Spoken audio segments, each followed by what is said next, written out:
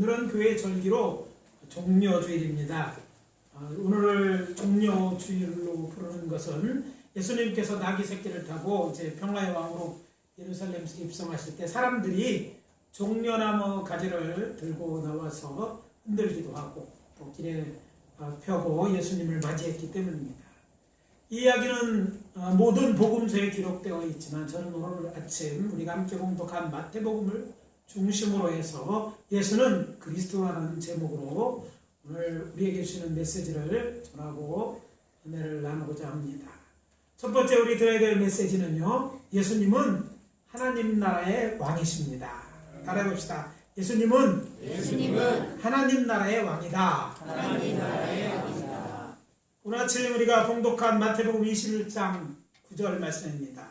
앞에서 가고 뒤에서 따르는 무리가 소리 높여 이르되 호산나 다윗의 자손이요 찬송하리로다 주의 이름으로 오시는 이여 가장 높은 곳에서 호산나 하더라. 유대인들은 예루살렘 성으로 들어오는 예수님을 맞이하러 나가서 호산나 찬송을 부르며 예수님에 대해서 뭐라고 부르고 있어요? 여기 다윗의 자손이다. 또 주의 이름으로 오시는 이라고 불렀다고 마태는 기록하고 있습니다. 이 본문의 병영 구절인 누가복음 19장 38절에서는요. 주의 이름으로 오시는 왕이다 이렇게 썼어요. 그러니까 앞에 마태복음에서는 그분이 어떤 이다라고 말했지만 또 여기 보니까 누가복음에서는 그가 왕이었다. 그래서 주의 이름으로는 왕이라 이렇게 기록하고 있습니다. 여기서 먼저 주란 말이 계속 나오죠. 주는 여러 의미가 있죠. 원래 옛날에 술 좋아하시면 술 주자도 있고 또 주인할 때 주자 뭐 이런 의미도 있는데 여기서 성경에 말하는 주는 누구를 가르치는가를 짚고 넘어가야지 말씀을 깊이 이해할 수 있습니다. 유대인들은 전통적으로 이제 우리가 알고 있는 십계명이라고 알고 있는 십계명 세 번째 계명인 너는 내 하나님 여호와의 이름을 망령되이 부르지 말라는 명령을 지킵니다. 그래서 유대인들의 성경에는 분명히 이 하나님 여호와라는 이름이라는 이제 단어가 나오죠. 그래서 이 단어는 사실은 하도 오랫동안 발음을 하지 않아서 히브리어 성경은 자음만 써 있거든요. 이제 모음이 달려 있는 성경도 나오죠. 원래 자음만 써 있는데 어떻게 발음하는지 몰라요. 그래서 이제 훗날 학자들은 거기에다가 이제 주라고 불렀던 아도라이라는 말에 모음을 붙여서 야훼 또는 여호와라는 단어로 부르고 있는데 아무튼 이 글자가 나오면 얼른 바꿔서 아도나이 이렇게 부르는 거죠. 그래서 이제 히브리로 이스라엘로 유학 간 사람들이 실수하는 것은 성경을 이제 원어로 읽을 때 이 글자가 나오면 우리는 습관적으로 야훼 또는 여호와 이렇게 읽잖아요. 그러면 사람들이 잠잠해진대요. 자기네들은 그렇게 읽지 않으니까. 자기네들은 그 단어가 얼른 바꾸어서 뭐라고 읽어야 돼요? 아도나이 이렇게 읽는 것이죠. 아디오나이. 그러면 이 아도나이는 헬라어로 어떤 뜻이냐면 이게 큐리오스라는 뜻입니다. 다른 말로 보면 우리 주라고 번역한 그런 말이죠. 그러니까 아도나이는 주인을 의미하는 것이고 주. 그래서 성경에 주라고 얘기하는 것은 바로 여호와 하나님을 의미합니다. 다시 성경 말씀을 풀어보면 예수님은 성부 하나님 곧 여호와 하나님의 이름으로 오시는 하나님이시다 라는 그런 의미를 포함하고 있습니다. 그러니까 이런 문화를 모르면 거기서 이제 이 문화나 언어를 모르면 이게 주가 누군지 잘 모르거든요. 그런데 풀어보면 여호와 하나님이 이름으로 오시는 왕이다. 즉 그분이 바로 예수다 이런 이야기를 하고 있습니다. 복음서 중에 어떤 성경이 제일 먼저 기록되어 있어요? 네, 마태복음. 순서는 마태복음으로 되어 있지만 원래 기록된 건 마가복음서부터 기록되었습니다. 마가복음 근데 11장 10절에 보면 오는 우리 조상 다윗의 나라라고 기록하고 있습니다. 이 퍼즐 쪽 같은 말씀도 이어붙여 정리해 보면 저들은 다윗의 자손으로 다윗의 혈통을 가진 예수님을 주의 이름 곧 여호와의 이름으로 오시는 이스라엘 왕으로 고백한 것입니다. 그래서 요한복음 12장 13절은 이 모든 걸 합쳐놓은 것 의미를 잘 표현하고 있어요. 뭐라고 표현했냐면 주의 이름으로 오시는 이 곧 이스라엘의 왕이시라 라고 적고 있습니다. 근데 여기서 이 성경 복음서 제일 마지막 기록된 이제 요한복음을 통해서 볼 때 이스라엘 왕이라면 그럼 이스라엘 백성은 누구인가? 곧 이제 문자적으로는 예루살렘에 살던 이스라엘 사람들을 의미하지만 넓게 생각하면 하나님의 백성을 의미하고 그래서 예수님은 하나님의 나라의 왕이라는 것을 우리가 알 수 있습니다. 마가복음 1장 15절에 보면 예수님께서 침례 요한에게 요한이 잡히신 후에 공생애를 시작하면서 이렇게 선포하십니다. 때가 찼고 하나님의 나라가 가까웠으니 회개하고 복음을 믿으라. 이것은 예수님께서 하신 모든 설교와 가르침, 특히 비유의 중심 주제입니다. 무엇가? 하나님의 나라가. 근데 하나님 나라에 왕이 있어야 되잖아요. 통치하시는 분. 그분이 바로 예수라는 것입니다. 특별히 한글 성경에 나라라고 번역된 헬라어는 바실레이라는 단어인데 근본적으로 통치하는 영역을 의미합니다. 하나님이 다스리는 곳이 하나님의 나라라는 것이죠. 히브리어도 통치하다, 다스리라는 뜻은 단어가 나오는데 그 단어는요. 다스리라는 뜻을 지은 말락이라는 단어에서 파생되는 말쿠트라는 단어예요. 그래서 고대 근본적에서 나라하면 우리가 생각하는 그런 나라보다는 통치하는 왕권, 주권, 왕적 지배가 이루는 것을 나라라고 설명하고 있습니다. 그래서 이런 내가 볼 때 하나님의 나라, 천국, 하늘나라는 바로 이 나라는 사람이 아니라 하나님이 통치하는 나라 전체를 의미합니다. 따라서 우리는 이 나라와 관련이 있죠. 하나님이 우리를 다스리고 계시다면 우리는 그 나라의 백성이고 또 그 나라의 왕이 예수님이시라는 것이죠. 요한복음 1장 14절에서 요한은 예수님에 대해 이렇게 증언합니다. 말씀이 육신이 되어 우리 가운데 거하시니 우리가 그의 영광을 보니 아버지 독생자의 영광의 은혜와 진리가 충만하더라. 즉 성자 하나님이신 예수님께서 친히 하나님의 나라를 다스리러 오셨다는 것입니다. 바로 우리는 그 하나님의 나라의 주인되는 하나님이신 성자 하나님 예수를 믿는 것입니다. 그래서 오늘 이 본문을 통해서 깨달아야 하는 두 번째 메시지는 이것입니다. 예수님이 구약에 오심과 예언된 메시아 곧 그리스도이시다 라는 거예요. 따라해 봅시다. 예수님이 구약에 예언된 메시아 곧 그리스도이다. 언어들이 여러 개 나와서 그게 그거고 그게 그거 같은데 예수님을 의미한 다른 말로 메시아라고 부릅니다. 또 그의 직분을 얘기할 때 또 메시아라는 이름 대신 그리스도라는 말이나 메시아라는 같은 말이죠. 히브리어로 메시아는요 기름 부은 자라는 뜻입니다. 즉 기름을 부은 자였다. 또 그래서 이 단어를 헬라어로 번역하니까 그리스도예요. 그러니까 우리가 메시아라고 하면 똑같은 얘기를 히브리어 말로 하는 것이고 헬라 말로 하면 그리스도라는 말입니다. 그래서 구약에 어떤 자가 기름을 받았나 여러분 생각해보면 어떤 자가 기름을 붓도록 성경에 이제 이런 직임은 기름을 부으라고 하나님께서 명령하셨어요. 왕, 또 제사장 이런 왕이나 제사장들을 기름 부어 세우도록 됐어요. 그래서 이런 말씀을 통해서 예수님이 기름 부음을 받았기 때문에 왕이기 때문에 기름 부음을 받은 자다. 왕으로 기름 부으신 분이라는 것을 알 수 있는 것이죠. 오늘 본문 21장 4절에서 5절의 말씀입니다. 이는 선지자를 통하여 하신 말씀을 이루려 하심이라. 일러스되 시온의 딸에 이르기를 내 왕이 내게 임하나니 그는 겸손하여 낙이 곧 용에 매는 짐승의 새끼를 탔도다. 이렇게 되어 있어요. 자, 이 구절에서 내 왕이라는 말 속에 그가 기름 부은 자 곧 메시아라는 의미가 포함되어 있습니다. 그렇지만 오해 없으시기 바랍니다. 이스라엘의 모든 왕이 기름 부어서 왕이 됐어요. 그런데 그렇다 할지라도 그들이 성경에서 말하는 메시아라고는 할 수는 없습니다.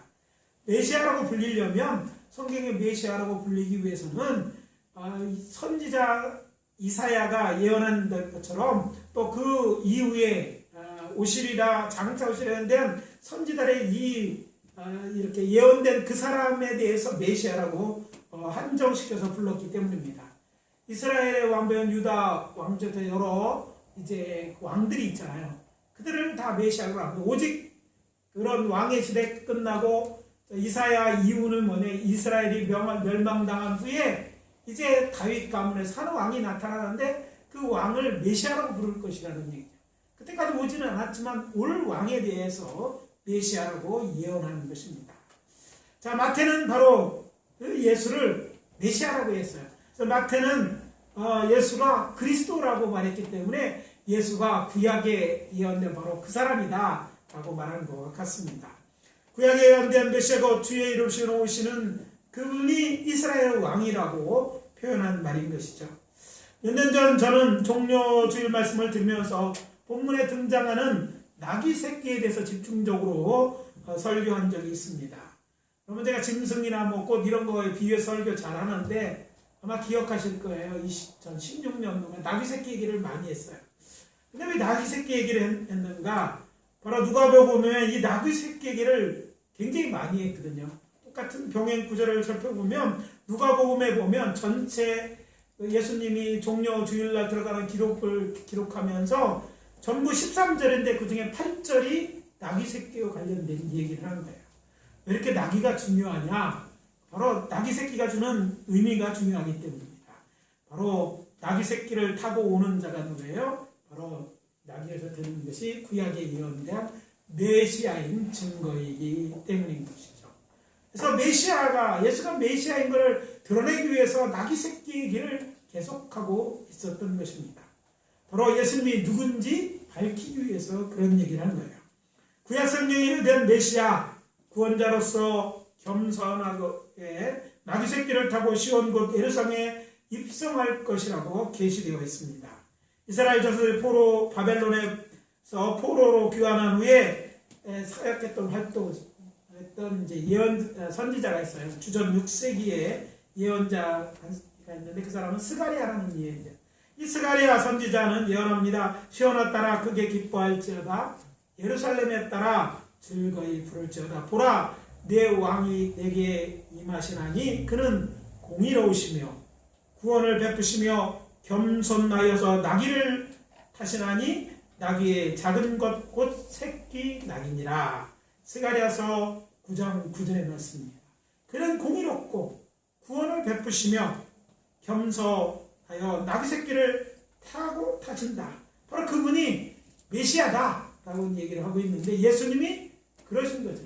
그래서 예수님이 나귀 새끼를 타고 그분은 겸손하셨고 또 그분은 구원을 베푸신다고 그랬는데 호산나라는 뜻도 우리를 구원하시려는 의미거든요. 그러니까 구원자의 신과 다 비추어 볼 때 간접적인 것처럼 보이지만 유대인들은 너무나 잘 알고 있는 예수가 바로 예언된 그 사람 메시아라는 것을 가리키고 있는 것입니다.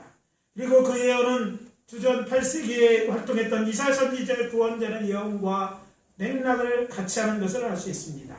선지자 이사야는 이렇게 예언합니다. 여호와께서 땅끝까지 선포하시되 너희는 딸 시온에게 이르라. 보라, 내 구원이 이르렀느니라. 보라, 상급이 그에게 있고 보응이 그 앞에 있느니라.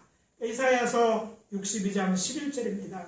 너희 딸 시온은 예루살렘 성을 의미하는 것이죠. 너는 들으라는 얘기예요. 내 구원이 일어날 것이다 이런 얘기를 하고 있는 거예요. 그리고 이 예언으로부터 약 700년 후에 이 예언이 성취되었다는 것을 누가가 강조하고 있는 것입니다. 아시는 것처럼 예수님이 예언된 구원자 곧 메시아인 것을 이제 가장 자세하게 예언한 예언자가 바로 이사야가 아닙니까? 그 이사야의 글과 그리고 뒤에 똑같은 그분에 더 구체적으로 설명한 스가랴의 예언을 통해서 볼 때 나귀 새끼를 타고 예루살렘에 들어가시는 이 예수님이 바로 메시아이신 것, 곧 그리스도이신 것을 선포하는 것입니다. 그래서 마태보다 마가는 더 적극적으로 이 사실을 밝힙니다. 여러분이 잘 아시는 것처럼 마가복음은 어떻게 시작됩니까? 하나님의 아들 예수 그리스도의 복음의 시작이라. 예수 그리스도, 예수가 메시아인데 메시아이심이 모든 복음의 시작이라고 말하는 것입니다.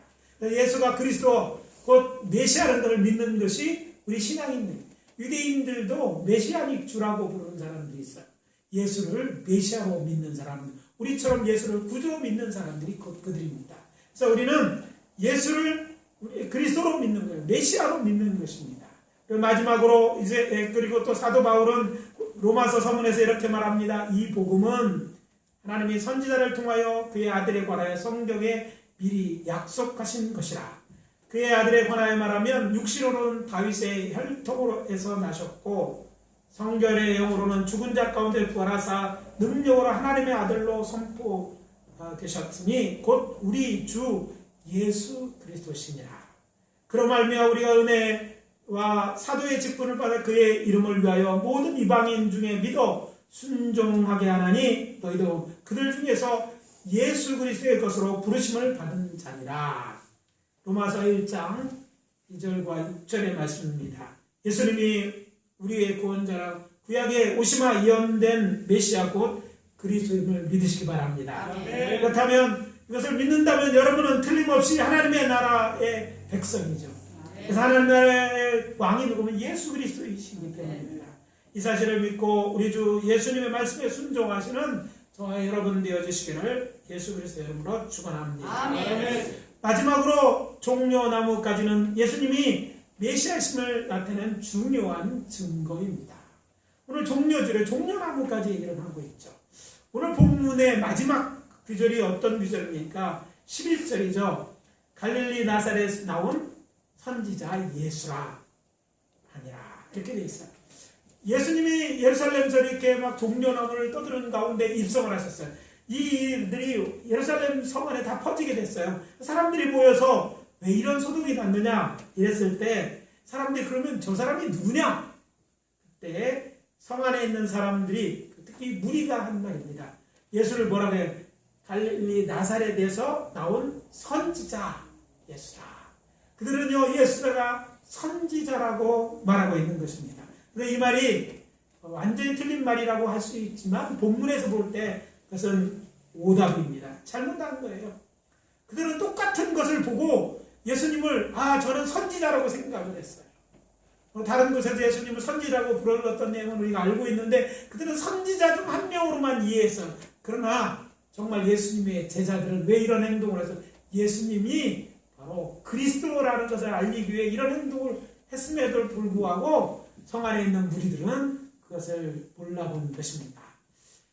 유대인의 최고의 명절은 유월절입니다. 이 명절을 앞두고 이제 명절을 예루살렘에 돌아가고 많은 사람들이 예루살렘으로 올라오게 되어 있습니다. 근데 그 일행들은 예수님의 일행도 있었던 것을 알게 됩니다. 예수님의 일행, 주로 이제 이 명절은 일행은 여리고서에서 올라오게 되는데 갈리에 있는 사람들이 그랬어요.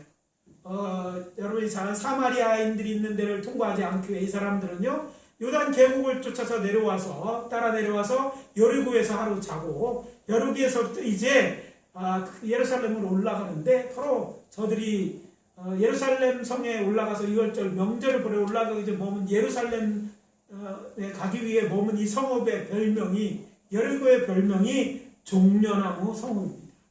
왜 이런 별명이 많이 붙었을까? 바로 이것은 이제 저지고 그리고 이곳에는 큰 샘이 있고 또 온도도 따뜻해서 종려나무가 많이 자랐기 때문입니다. 그런데 이 안식일 첫날 예수님을 따르는 무리들은 아침부터 일찍 일어나서 산에 올라갈 이제 예루살렘 올라갈 채비를 하며 유대 광야 길을 재촉했습니다. 근데 이 길은요 험한 길입니다. 여러분이 잘 아는 것처럼 지중해 해수면보다 무려 258m나 낮은 곳에 여리고성이 위치해 있습니다. 그래서 해저 258m나 되는 곳이에요. 그리고 그 여리고에서 예루살렘 성까지는요 27km나 떨어져 있어요. 하루 꼬박 걸어서 올라가야 되는 거죠. 그리고 예루살렘 성은 해발 800m입니다. 그러니까 이 길은요 고도차가 무려 몇 미터가 납니까? 더하면 약 1100m 정도 나는 것이죠. 그러니까 우리 계룡산 올라가면서 좀 헐떡거리시는데 서대산보다 더 높은 그 차이가 1100m를 더 올라가야 되는 것입니다. 그냥 길을 오르는 게 유대 광야길을 그것도 가파른 오르막길을 걸어 올라가야 된대. 그런데 흥미로운 사실 중 하나는요, 아마 처음 들었을 거예요. 들으실 거라고 생각하는데, 사복음 어디에서도 저들이 그날따라 평소보다 더 힘들게 이 길을 올랐다는 것에 대해서 침묵하고 있다는 사실을 알아야 됩니다. 왜냐하면 세리로 예수님에 의해 제자로 부름받던 마태, 그래서 또 레위라는 이름도 갖고 있죠. 나뭇가지를 베어 길에 폈다고 기록하고 있어요. 그러나 마가는 들에서 벤 나뭇가지를 길에 폈다고 기록했습니다. 그래서 흥미로운 사실은요, 똑같은 일에 목격자 중에 한 사람, 예수님의 애제자였죠. 요한은 이에 대해서 어떻게 기록했을까? 요한은요, 종려나무 가지를 가지고 맞으러 나가 호산나 찬송을 하면서 예수님을 맞았다라고 기록하고 있습니다. 자, 이거 그냥 보면 무슨 말인지 이해할 수 없어요. 근데 한 가지 이해할 것은요, 예루살렘 주변에는 종려나무가 없습니다. 산 위에 있어요. 종려나무가 그렇게 자랄 만한 곳이 아닙니다. 그런데 이들이 종려나무 그지를 베어가지고 길에 펼 정도로 많이 가졌다면 어디서 가져왔죠? 어디서 가져왔을 것이에요? 예, 바로 여리고에서 있을 때 종려나무 성읍이니까 종려나무가 많았잖아요. 거기서 미서부터 종려나무를 베어가지고 묶어서 제자들이 메고 올라갔으니까 더 힘들었을 것이죠. 그러니까 이스라엘 문화나 그 상황을 알지 못하면 도저히 알 수 없는 그런 얘기를 기록하고 있는 것이죠. 그래서 그 종려나무들을 가지고 나와서 그것들을 예수님이 가는 길에다 펴기도 하고 흔들며 예수님을 따라갔다는 거예요. 자, 이 말씀 이렇게 되어 있는데 이해를 돕기 위해서 여러분 종려나무에 대해서 얼마나 아시는지는 보겠어요. 종려나무 본 적이 있나? 어떤 나무인가? 늘 이제 막연하게 생각하는데 이렇게 생각하면 쉽습니다. 여러분 우리나라에서 잘 자라지 않길래 잘 모르겠지만 그렇다고 잘 모르는 나무가 아닌 것은 여러분 중동 지방의 사막의 오아시스를 한번 떠올려 보세요. 사막에 모래가 있는데 거기에 오아시스 물이 있겠죠. 풀이 있고 거기에 나무들 있죠. 근데 그 나무는 소나무도 아니고 우리가 쓰는 다른 나무가 아닙니다. 멋진 나무가 있죠. 그래서 키도 크고 거기에 뭐 우산 빗살처럼 입이 3m 정도 되는 거 막 그렇게 저 뒤에 있는 소처럼 비슷한데 그 뒤에 나가다 보면 큰 이렇게 쭉 벌어져 있는 그런 나무. 그럼 기억나시죠? 그 나무가 바로 종려나무입니다. 사막의 오아시스를 생각하면 거기에 떠오르는 그 나무가 바로 종려나무인 것이죠. 또 여기만 있는 것은 아닙니다. 이 종려나무는요, 서부 아시아나 아프리카, 태평양의 여러 섬들에 보면 이 종려나무처럼 생긴 이 야자 열매 같은, 우리가 야자나무라고 하는 게 종려나무가 야자나무과의 한 종류입니다. 그러니까 야자나무의 종류가 200종 정도 돼요. 200종 종류 중에서 우리가 종려나무는 그 중에 한 종류예요. 비슷하게 생겨 있다고 생각하면 됩니다. 쉽게 더 생각하면 제주도 가보면 제주도의 거리에 있는 보면 이 종려나무로 된 가로수가 있고 또 숭모원에 가면 이것을 자주 볼 수 있는 그 나무가 바로 종려나무입니다. 이제 이해가 가시죠? 그리고 그 종려나무의 열매가 야자속으로 했죠. 대추처럼 굵다고 해서 대추야자라고 부릅니다. 이게 대추야자. 예. 안 보이시죠? 이게 대추야자. 좀 굵은 대추야자인데 아무튼 종려나무는요, 포도나무와 감람나무와 무화과나무와 같이 이스라엘을 상징하는 나무입니다. 흥미로운 사실은 주전 15세기에 이집트 왕 투트모스 3세의 무덤인 카르낙 신전 벽화에 보면 이 가나안 땅을 묘사할 때 이 종려나무 열매를 이렇게 그려놓고 이곳이 가나안 땅인 것을 가나안의 이 지역을 가르치는 것으로 나타내는, 그러니까 대표적인 특산물로 그려놓은 것이죠. 성경에서 또 여리고를 종려나무 성읍이라고 언급하고 있습니다. 신명기서도 그렇고 사사기 역대사인데 아무튼 이 종려나무에서 맺는 것이 이 대추야자예요.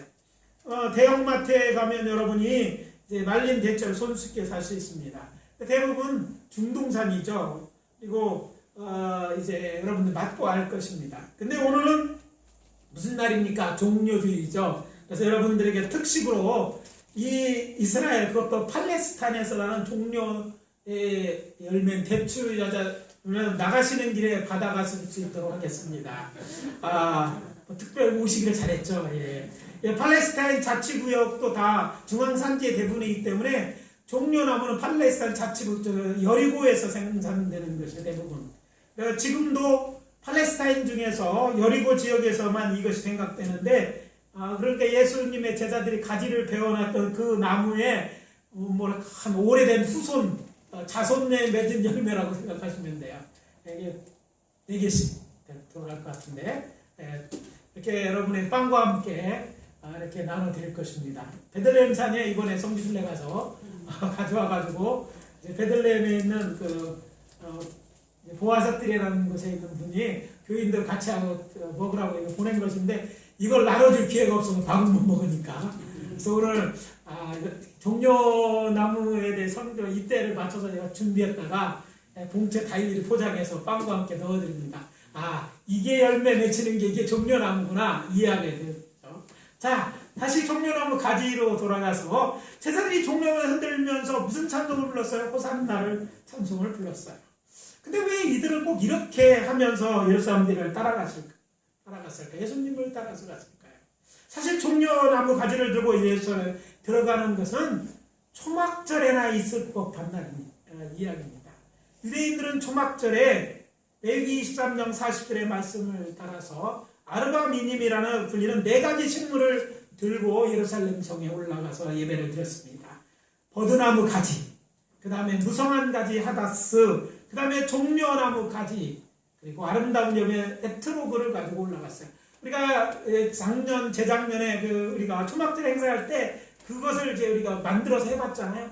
그때 이 종려나무 가지도 여기에 들어있는 거예요. 그러니까 종려나무들을 가지고 예루살렘에 들어갈 때는 언제예요? 초막절 때예요. 그러니까 예루살렘 주변에서 구할 수 없어. 그러니까 상인들은 저기 여리고에서 배다가 이때 초막절에 갖다 팔았던 거예요. 그러면 가려면 그걸 사다가 들고 예루살렘 성전에 들어오는데 지금 무슨 절기예요? 6월절. 6월절은 이 종려 대추야가 열매가 맺힐 때가 아니에요. 근데 이 초막절이나 돼야 열리는 때 이 대추야자가 열매를 맺힌 이 종려나무 가지를 베어가지고 언제 6월절 때 초막절에 하는 것처럼 예수님의 제자들이 이런 행동을 했던 것입니다. 근데 이 종려나무는요, 시편 91편 11절에 보면 의인을 상징합니다. 공의로 다스린다는 말. 그러니까 예수님이 의인이라는 것을 나타내는 표현이라는 것이죠. 또 이사야 9장 10절에 보면 이스라엘의 통치자를 가르칠 때 이 종려나무를 이용했어요. 그렇기 때문에 이스라엘에서 사람들이 지은 성의 제일 꼭대기에 있는 데는 종려나무 가지를 형상한 이 머릿돌을 썼던 것을 알 수가 있습니다. 그런데 그 나무가 어떻습니까? 예루살렘의 주변에 없는데 이것을 가지고 올라와서 흔들었다. 이것은 굉장히 의도된 행동이었다는 것을 알 수 있어요. 여리고서 또 베어서 그걸 짊어지고 올라와서 흔들었기 때문입니다. 근데 이 종려나무는 또 도끼로 찍어서 불로 찍어도 잘 죽지 않는 나무가 바로 종려나무입니다. 그래서 유대인들은요, 승리와 부활을 상징하는 나무이기도 합니다. 여기서 오늘 본문에 저들이 기렸던 찬송과도 연관지어 생각해 봐야 됩니다. 호산나 다윗의 자손이여 찬송하리로다. 주의 이름으로 오시는 이여 가장 높은 곳에서 호산나 이렇게 되어 있어요. 참고 호산나라는 말은 이제 구원하소서. 여호와여 구원하소서. 이제 구원하소서. 그러니까 호산나 했다는 것은 여호와여 구원하소서. 이제 구원하여 달라는 그런 고백인 것이죠. 시편 118편 25절에 나오는 말로 여호와 하나님께 구원을 간구하는 것입니다. 다윗의 단 예수님이 우리의 구원자, 그러니까 구원자는 우리를 구원해달라는 얘기입니다. 그렇기 때문에 구약에 예언된 메시아가 나타나서 로마 통치에서 해방해 주기를 간절히 바라는 저들의 마음에서 이런 소망을 담고 예수가 바로 그 메시아라는 것을 이렇게 행동으로 보여준 내용입니다. 그래서 본문을 깊이 알지만 알 수 없는 그런 내용이 포함되어 있다는 거예요. 다시 이 광경을 묘사해 보겠습니다. 예수님의 일행이 여리고에서 출발하여 예루살렘 동쪽 감난산에 있는 동편에 있는 무화과 동네들인 베다니와 벳박에 이르렀을 때 예수님은 두 사람의 제자를 시켜서 나귀 새끼를 끌어오게 합니다. 그리고 그것을 타고 감람산 꼭대기에서 예루살렘 동문으로 내려갑니다. 이때 제자는 손에 종려나무 가지를 흔들거나 길 위에 펴며 기쁨으로 큰 소리로 예수님을 찬양하기 시작합니다. 찬송하리로다 주의 이름으로 오시는 왕이여, 하늘에는 평화요 가장 높은 곳에는 영광이로다. 그렇게 오랫동안 기다린 이스라엘의 구원자신 메시아, 구원자로서 다윗의 자손 이스라엘 왕으로서 다윗 왕국을 회복시킬 왕이신 예수님의 예루살렘 시민을 알리기 위해 저들은 목적껏 이 찬송을 부르며 예수님의 뜻을 따라서 예루살렘에 입성했습니다. 문제는 예수님의 제자들은 이 사실을 알고 했지만 무리들은 그냥 선지자가 들어온 것으로 알았을 뿐이라는 것. 그러면 여러분은 어떻습니까? 예수님을 누구로 알고 있습니까? 성도 여러분, 이들처럼 예수님을 나의 구세주여 나의 왕으로 구약에 예언된 메시아라고 믿습니까? 여러분이 이렇게 고백한다면 여러분은 그분의 참 백성 이스라엘입니다. 여러분이 하나님의 나라의 백성이고 그 나라의 왕은 우리 주 예수, 메시아 예수가 그리스도이십니다.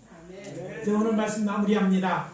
종려주일은 예수님을 구약에 예언된 메시아 곧 그리스도로 확인하고 종려나무 가지를 들고 호산나 찬송을 하면서 예루살렘 성을 향하여 걸어갔던 예수님의 제자들처럼 우리도 그 나라 백성으로서 그들의 뒤를 따르기로 다짐하는 날이 되어야 할 것입니다. 그렇게 믿고 예수 그리스도를 끝까지 따르기로 다짐하시는 분들만 큰 소리로 아멘. 아멘. 기도하겠습니다. 특별히 이 시간은 우리가 기도할 때 오늘 들은 말씀을 통해서 예수님의 나의 그리스도임을 고백하시기를 바랍니다.